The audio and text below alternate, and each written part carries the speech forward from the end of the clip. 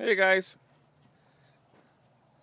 just brought the semi with my little hay trailer out, but I thought I'd show you guys. Oh, there's the hay field. You see this, guys? Some of you guys that have moisture problems, we have the lack of it, but that's why we're also irrigation farmers, but we're still a ways away from having water. So, climb my fat ass on this trailer, but you can see the hay pile's getting small. I think there's the third cut over there.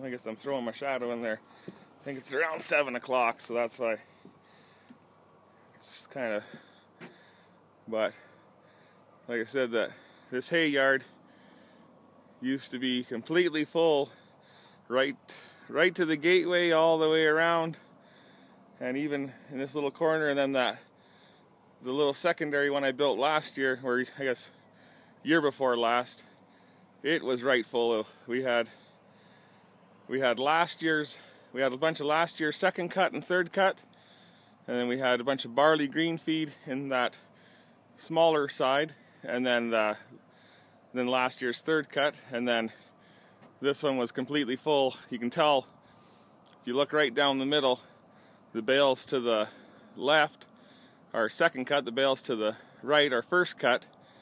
There's 3 full rows of first and 3 a second, and then a little part one. But the second laid in the field for, oh heck, it was a couple of weeks, and I raked it out of the hay, out of the alfalfa is growing through it. I raked it out once we got dry enough, and then I got on the baler, and I think I ended up sitting on the baler for 16 hours and to get that all done up. And the next day, and I baled when it was way too dry to bale, and I baled when it was too tough to bale, but I baled. And had I not done it, it would have laid for another 2 weeks, and it would have been just as black as can be. So when you cut those bales, some of them are pretty dusty, but they still are okay. The first cut, like I said, they look a little more sun bleached, but you get into those and they are really nice hay. And of course the third cut, it's pretty good stuff. But the alfalfa field, I don't know if the sun's going to make it bad to see, but the alfalfa field's coming, but well, I don't dare. The sun's that way. Probably shouldn't. Anyhow, closer to the house where I fed more, it's really bad. A lot of damage from the cows, and it's just so dry. Nothing's growing. So, but we've got pea seed sitting on a truck, but we don't dare plant it because with our sand, it will just crumble and blow away.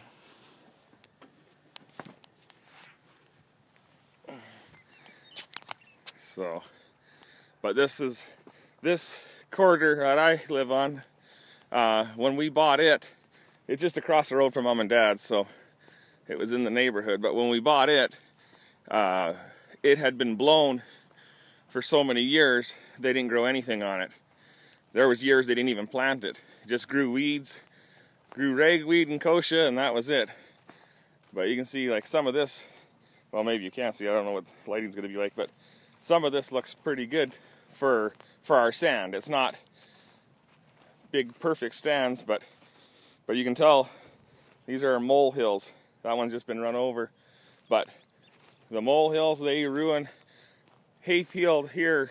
About 3 years is all you can get out of it. 4 years, but like I said, we went to disc bind quite a few years ago, and that made all the difference in the world because you can cut right through the sand.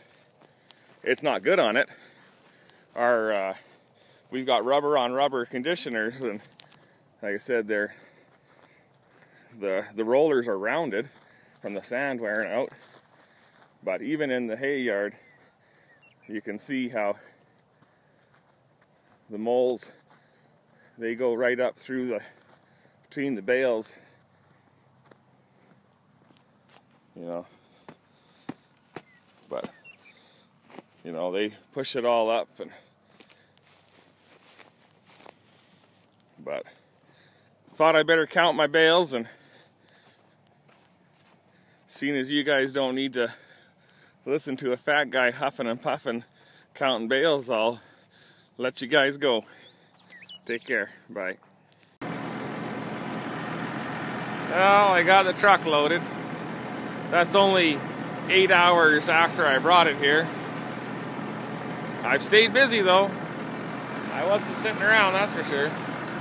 Here, take you in the dirty tractor here.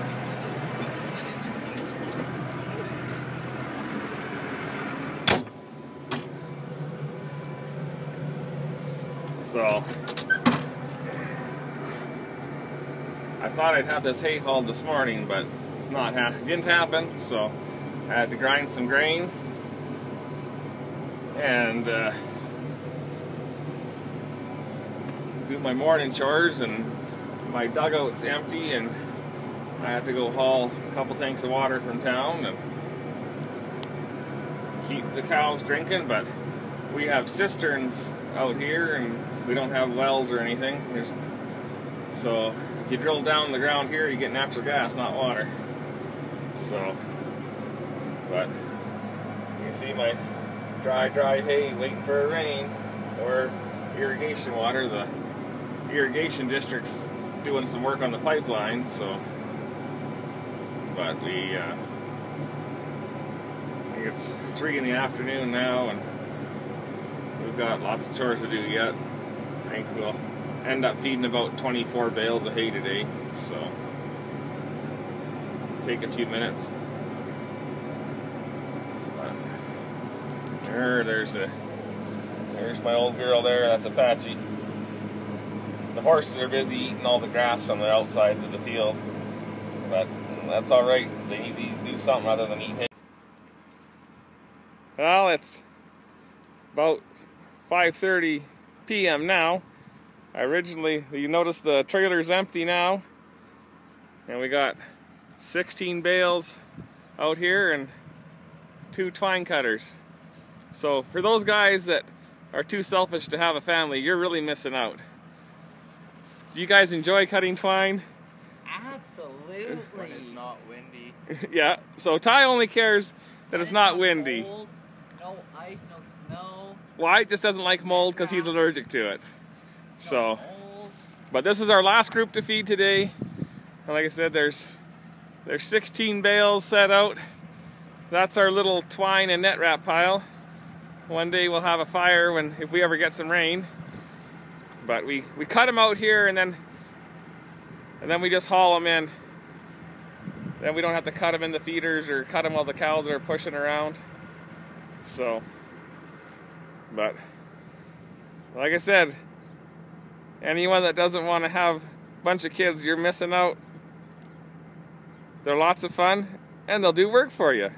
For free. For free!